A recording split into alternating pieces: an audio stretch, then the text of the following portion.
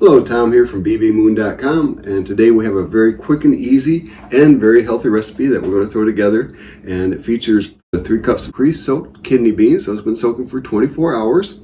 We have 1 can of tomato paste, 1 can of tomato sauce, 1 can of either diced or crushed tomatoes.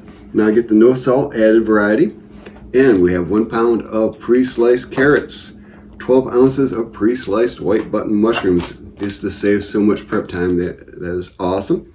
We have 1 green pepper and 2 bunches of green onions.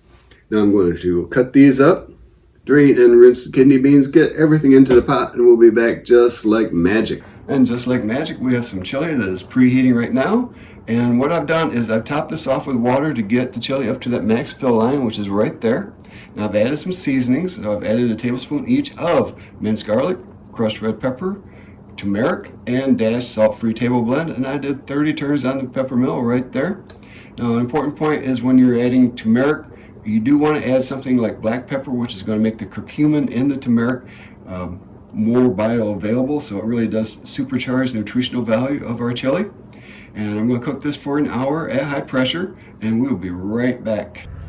Alright, now for the final step, I have taken and served up the chili into 8 1-quart bowls. And what I will eat today, I will put in the refrigerator. It does keep for about 7 to 10 days. And there's one more step that I love to do, and that is I really like to supercharge the nutritional value of this.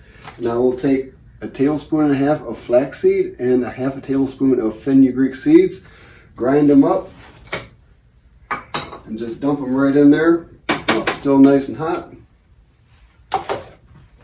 Stir it in. Now it does thicken it up a little bit more, but I find that is okay. And one more thing that I might add, depending on the time of day, is nutritional yeast. Now I don't add this if it's late in the evening because I believe the B12 does kind of disrupt my sleep. So pretty much through morning, mid-afternoon, I will add a tablespoonful of this.